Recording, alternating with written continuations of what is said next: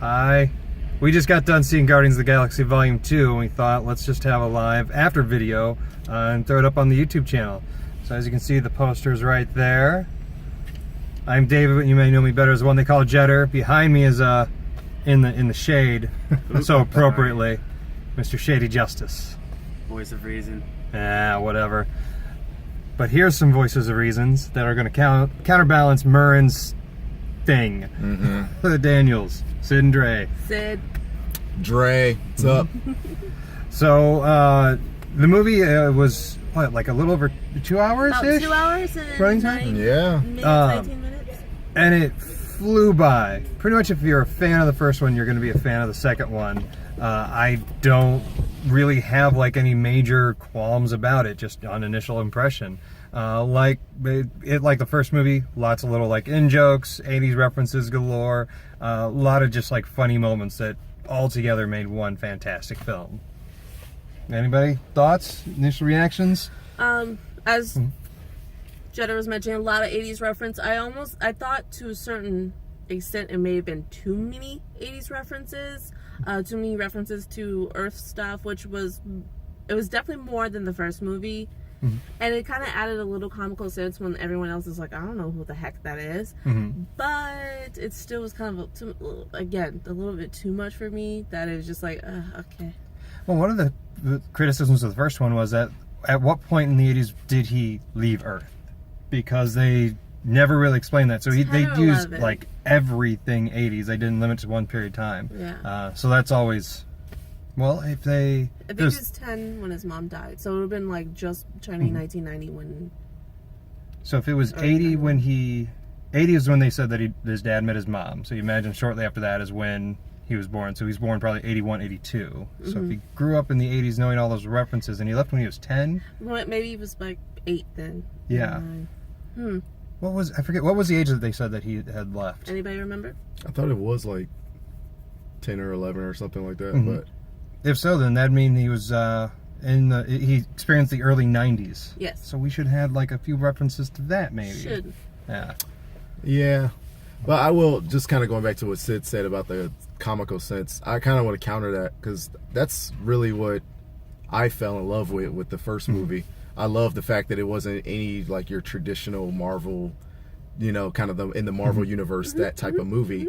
And so they really solely focus on a lot of comedy, a lot of, with some action integrated in there. And with this, it was just like they continued on that trend. I really enjoyed it.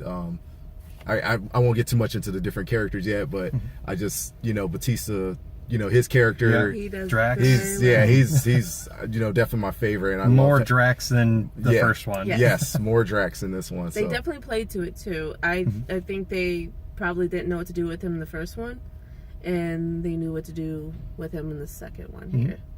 With all the characters, really, they all had that nice little it's however small character arc you could consider it, they still had that arc going on. Right, exactly.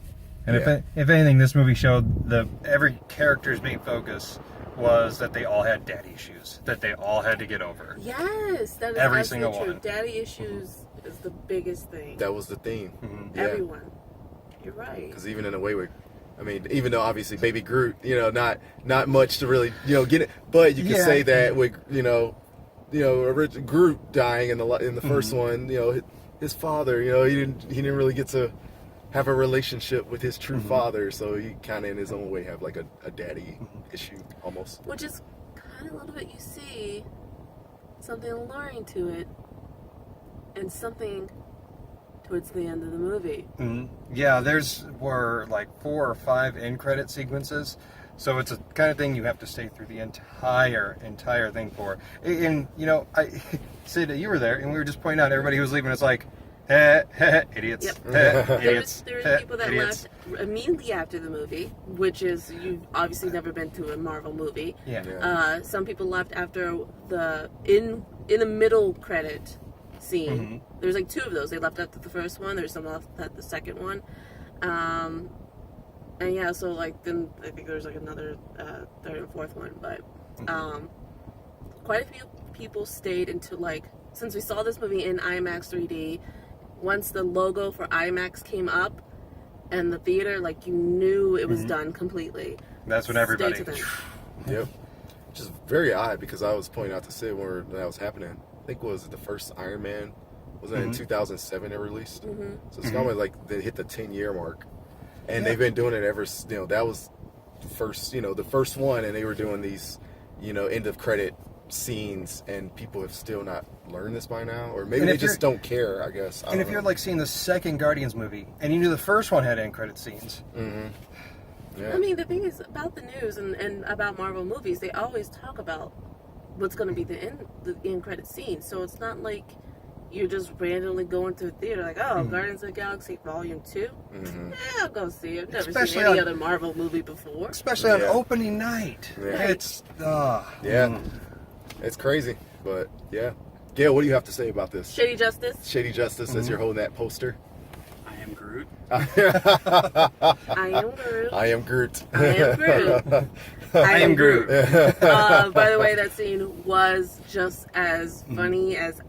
No matter how many times you've seen the trailer, you're like, oh, I've seen it. It's not that funny to me anymore. No, it is still funny. It is still Still funny. funny. They really took like all the funny moments that you saw in the trailers, and it was just snippets of a bigger scene going on with it. The Groot one being a prime example of that. They Yes. that, like I was surprised, like they had that much more into it, and Yeah. it still was Yeah. as great. That was really freaking awesome. It was well done, and one of my favorite parts. I won't, obviously we're talking about this, so this is kind of in a spoiler. Oh yeah, this is spoilers. the galore. opening. Not too much. We've been really good about it. We're trying to be good about it. The opening scene. Just wow, get ready for that because it just sucks you right in. The way that was shot, the way that was put together, well done by the director. I mean, I just really want to know kudos. how that plays out in a 2D kind of screen. Yeah, Because in won't be as 3D, good. like you follow a character, and the character you see him crystal clear, and in the background it's really fuzzy, and like that's where all the other characters are. right. 3D that works really well, but I don't know how 2D would, if it translates well. I don't know. It'd be interesting, and I'd obviously be up for seeing it again at some point. But Oh, Yeah. absolutely. I totally want to see this again. Totally worth it. By the way, the movie is 2 hours and 16 minutes long. 16 minutes. That's a good time. flies by. It's pretty much similar to the others. Yeah, and that's what the 10-minute, I think that includes the 10-minute end credits. I think it's like the complete runtime. So. Yeah. And of course, you get the Stan Lee cameo. So everybody be on the watch out for Yes, that. Be on the yes. watch out for that. Be on the watch watch. I mean, out it just for that. flies by. Just, but it helps. There's a film theory about Stan Lee and what his character is in the Marvel Universe and how he can be in all these different films.